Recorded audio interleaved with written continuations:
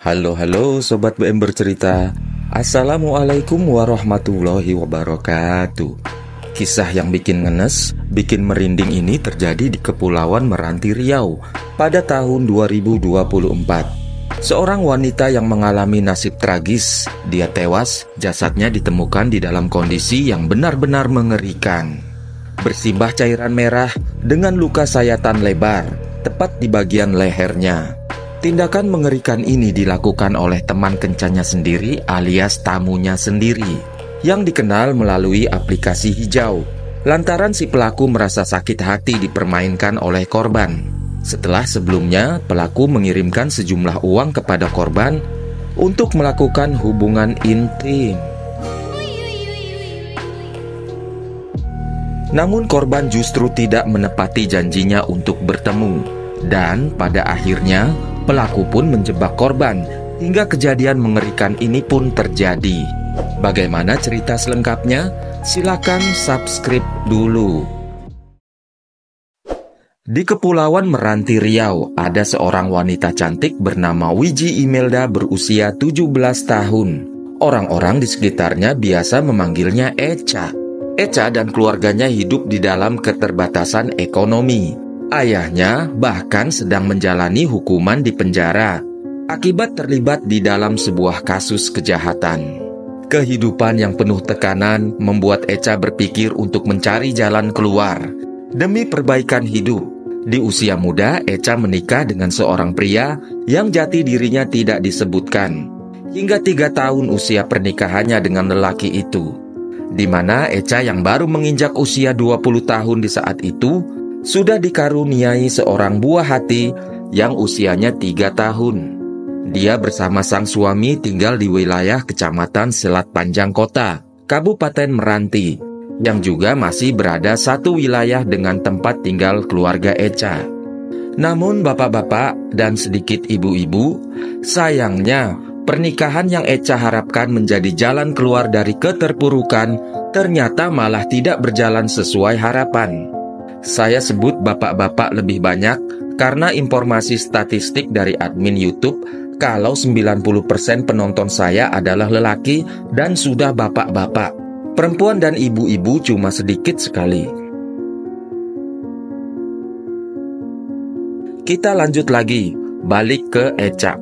Kehidupan rumah tangga Echa dan suami sering diwarnai konflik, terutama karena masalah ekonomi yang terus menghantui. Keadaannya semakin diperparah dengan kebiasaan buruk sang suami yang terjerat dengan narkoboy. Sudah bokek, narkoboy pun. Anyway, semua menyebabkan keharmonisan rumah tangga mereka jadi terguncang. Hingga akhirnya pernikahan mereka pun kandas dengan perceraian.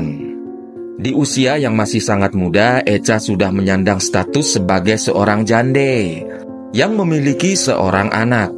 Dan setelah bercerai, tidak diketahui apakah ex-husband or mantan suaminya masih tetap memberikan nafkah kepada Echa dan juga sang buah hati atau tidak.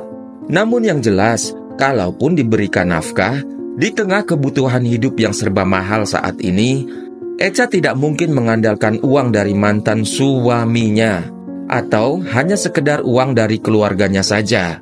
Kita sudah tahu kalau keluarganya sendiri juga punya keterbatasan ekonomi.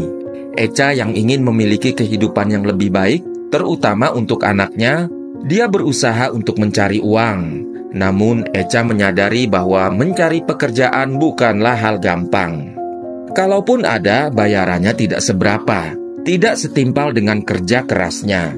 Apalagi Echa juga tidak bisa bekerja penuh waktu, karena dia punya anak yang masih balita dan masih sangat membutuhkan perhatiannya. Dalam situasi sulit ini, Echa mengambil keputusan yang nekat. Ya, dengan menjadi wanita bayaran. Yang mana biasanya Echa menawarkan layanan jasanya melalui aplikasi hijau. Dengan paras Echa yang cantik, banyak pria gatel-kegatelan yang tertarik untuk menikmati pelayanan yang Echa berikan. Salah satunya ada seorang pemuda yang bernama Arif Indra Lesmana Sihombing, atau yang akrab disapa dengan Arif. Arif ini merupakan seorang pemuda yang di saat itu usianya baru menginjak 19 tahun, alias berondong kayak saya. Arif hanya berbeda 1 tahun lebih muda dari Echa. Arif diketahui adalah warga Kecamatan Tapung, Kabupaten Kampar Riau. Kehidupan keluarga Arif juga bisa dikatakan tidak mudah, sehingga di usia mudanya, Arif sudah jauh merantau dari tempat tinggalnya untuk bekerja keras.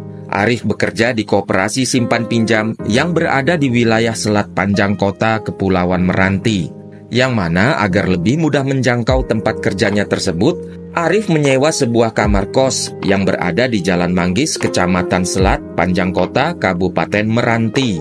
Dalam kehidupan sehari-harinya, Arif biasanya disibukkan dengan pekerjaan di koperasi tersebut. Saat mendapatkan uang tersebut dia gunakan untuk memenuhi kebutuhan hidupnya di perantauan. Sisanya dikirimkan ke keluarganya. Meski di saat itu Arif sudah bisa pelan-pelan membantu perekonomian keluarga, namun Arif juga menyadari bahwa dengan kegiatannya yang sehari-hari disibukkan dengan pekerjaan, sampai dia tidak punya waktu untuk menikmati kehidupannya, termasuk mencari pasangan, untuk sekedar berbagi keluh kesahnya. Hal ini membuat Arif merasa kehidupannya di saat itu terasa sangat monoton, rata, membosankan, hampa, sepi, sunyi, hening, dan tak berwarna-warni. Di tengah rasa kesepiannya dan juga rasa jenuhnya, Arif terpikir untuk mengisi waktu, yaitu dengan menyalurkan hasratnya. Kalian tahu kemana arahnya? Ganti oli. Arif pun mencari melalui aplikasi hijau.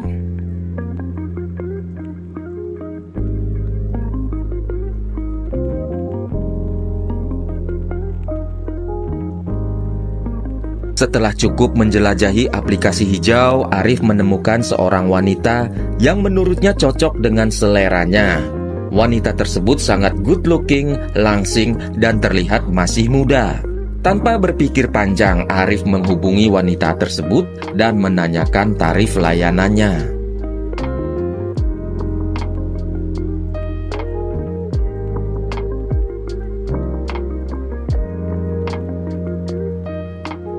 Wanita itu adalah Echa. Setelah mereka berdiskusi, harga sepakat di Rp400.000. Saat itu entah ada situasi sulit apa yang dialami Echa, atau mungkin Echa punya alasan lain. Echa memutuskan untuk melakukan perbuatan curang kepada Arif, yaitu dengan meminta bayaran kepada Arif terlebih dahulu sebelum melakukan pelayanan. Meminta bayaran terlebih dahulu rupanya hanya merupakan dalihnya saja untuk menipu Arif.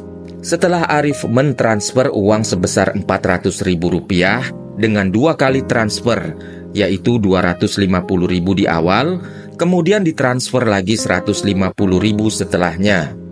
Echa yang telah mendapatkan uang tersebut malah tidak datang menemui Arif. Echa tiba-tiba langsung memblokir nomor Arif. Arif yang di saat itu sudah kebelet di ujung, sakit kepala berdenyut di atas dan di bawah, kepalang ingin melakukan hubungan, merasa jadi sangat kesal. Arif yang berjuang mati-matian di perantauan untuk mendapatkan uang, malah uangnya raib begitu saja ditipu oleh seorang wanita bayaran. Arif yang sudah ditipu tidak terima. Dia tidak kehabisan akal untuk mendapatkan kembali uangnya. Pada hari Sabtu tanggal 7 Desember tahun 2024, Arif membuat sebuah akun baru dengan profil yang berbeda. Dan sewaktu menemukan akun Echa, Arif berpura-pura menjadi orang lain dan mencoba untuk memperdaya Echa dengan dalih ingin memesan layanan Echa. Di saat itu Echa sepakat dengan Arif untuk pembayaran tarif sebesar Rp300.000. Wow, diskon cepek nih. Namun kali ini Arif tidak ingin ditipu lagi dan juga tidak ingin melepaskan orang yang telah menipunya. Arif bersikeras jika dia ingin memberikan uang secara langsung. Jika setelah menerima layanan paripurna sempurna tanpa celah dari Echa. Echa di saat itu yang kebetulan memang sedang membutuhkan uang pun setuju. Dia akhirnya masuk ke dalam perangkap Arif. Mereka kemudian janjian untuk bertemu untuk bercocok tanam di sebuah kos asrama SKK milik Abong Apoteker CNR yang berada di Jalan Kartini, Kelurahan Selat Panjang, Kecamatan Tebing Tinggi, Kabupaten Kepulauan Meranti, Riau. Tepat pada hari Sabtu tanggal 7 Desember 2024 sore hari, karena Echa sudah masuk ke dalam perangkapnya, lantas Arif pun kemudian mulai memikirkan cara bagaimana agar bisa menagih uangnya kembali dari Echa. Di saat itu Arif sempat ragu. Dia takut Echa tidak mau mengembalikan uangnya. Lantas Arif kepikiran untuk mengancam Echa menggunakan benda tajam.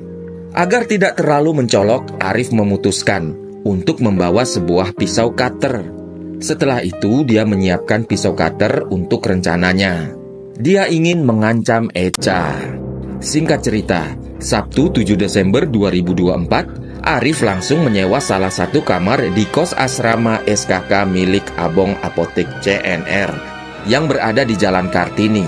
Di saat itu, Arif menyewa kamar nomor 105. Di dalam kosan, Arif yang sudah sampai terlebih dahulu lantas menyembunyikan pisau cutternya di belakang televisi. Kemudian Arif menunggu kedatangan Echa. Nggak pakai lama nunggu, sekitar pukul 13.55 Echa sampai di kos itu. Tempat janjian bertemu. Echa yang sudah sampai menelepon Arif melalui WhatsApp, mengabari jika dia sudah di depan pintu kamar nomor 105, sesuai dengan arahan Arif sebelumnya. Arif pun buru-buru membuka pintu yang sebelumnya dia kunci. Saat Arif membuka pintu, wow, Arif yang melihat kecantikan Echa membenarkan jika Echa memang cantik dan mungkin menggunakan layanannya akan sangat memuaskan. Namun Arif yang sudah terlanjur emosi, sudah tidak ada hasrat ingin menerima layanan dari Echa. Arif meminta bertemu dengan Echa juga hanya sebatas ingin mendapatkan uangnya kembali. Echa menyapa Arif dan tersenyum lebar. Tetapi Arif yang menyimpan emosi terhadap wanita di hadapannya tersebut berpura-pura ikut tersenyum untuk menyambutnya. Arif mempersilahkan Echa untuk masuk ke kamar dan mereka berbincang-bincang sebentar. Arif berpura-pura antusias berbicara dengan Echa.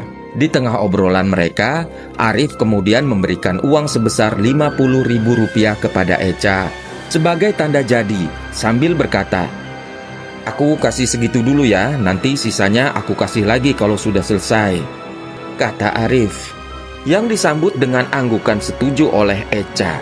Sehabis ngobrol tapi belum keringetan, belum ngapa-ngapain, tiba-tiba saja Echa merasa lapar. Echa meminta izin kepada Arif untuk makan terlebih dahulu.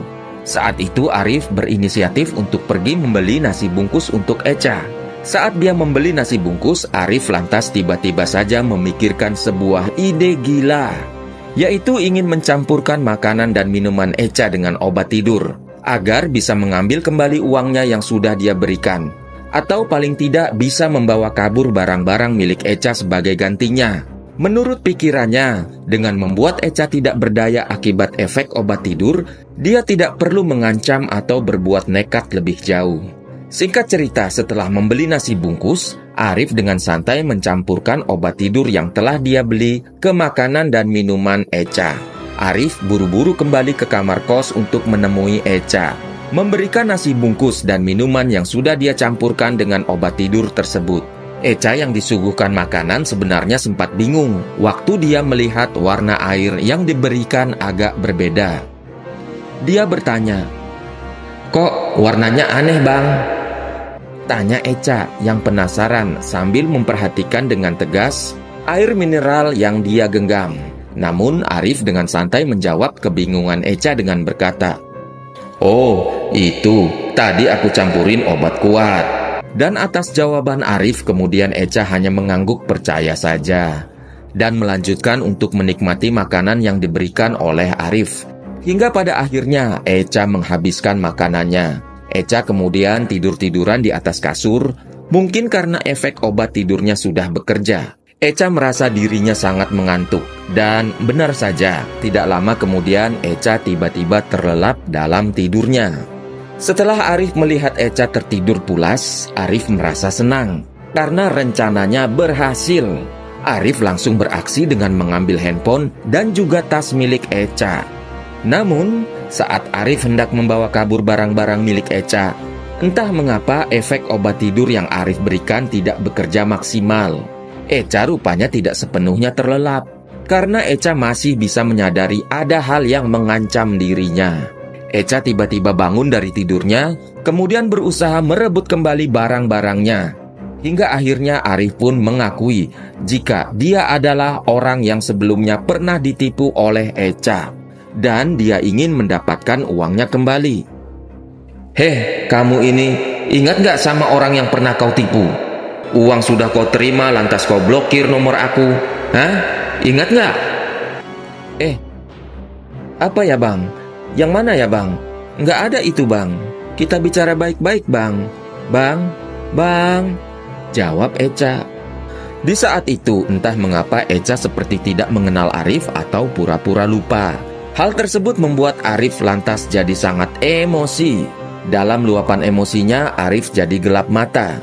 Dengan mengambil pisau cutter di balik televisi, dia benar-benar melakukan hal yang nekat. Dengan cepat dan tanpa pikir panjang, Arif yang mengambil pisau cutter langsung menyayat leher Echa secara membabi buta. Di saat itu cairan merah menyembur deras dari luka menganga di leher Echa. Echa yang tidak menyangka dia akan menghadapi situasi ini, dia panik dan mencoba melawan. Namun rasa sakitnya tidak bisa tertahankan. Echa lemas. Echa rupanya tidak bisa lagi menahan rasa sakit, sehingga seketika itu juga Echa pun sekarat. Echa yang kritis mengeluarkan suara mengorok, yang menandakan jika dia akan segera tewas. Arif yang melihat Echa sekarat, panik, langsung berusaha melarikan diri. Sebelum melarikan diri, Arif mengambil barang-barang milik Echa, di antaranya 1 unit handphone dan uang tunai sebesar Rp700.000, yang mana Rp50.000-nya adalah uang yang sebelumnya dia berikan kepada Echa. Arif melarikan diri ke kosnya di Jalan Manggis, Kecamatan Selat Panjang Kota. Sementara itu, Echa yang sekarat hanya dibiarkan tergeletak dan tidak mendapatkan pertolongan, hingga dia tewas meregang nyawa. Sampai 2 hari berlalu, tepat pada Senin 9 Desember 2024 pukul 9.45, seorang penjaga kos yang bernama Ani Mustikawati diperintahkan untuk membersihkan kamar kos nomor 105 yang sebelumnya telah selesai disewa. Kemudian Ani langsung menuju ke kamar tersebut dengan membawa peralatan bersih-bersihnya. Saat Ani membuka pintu, dia dikejutkan dengan temuan yang mengerikan, yaitu jasad wanita yang hampir membusuk dengan luka sayatan di leher dan bersimbah cairan merah. Aromanya juga sangat menyengat. Cairan merah sudah mengering dan jasad tersebut sudah dikerubungi lalat. Ani panik, langsung berteriak, melaporkan kepada pemilik kos. Pemilik kos juga melihat apa yang terjadi. Dia juga ikut-ikutan histeris dan langsung melaporkan kejadian tersebut kepada pihak RT dan juga kepada polisi. Polisi yang mendapatkan laporan langsung menuju ke TKP. Sesampainya di sana, polisi langsung mengevakuasi jasad ke Rumah Sakit Umum Daerah Kepulauan Meranti untuk keperluan otopsi. Di lokasi kejadian, polisi juga mengumpulkan berbagai keterangan dari saksi-saksi, serta barang bukti yang ditemukan di sekitar TKP.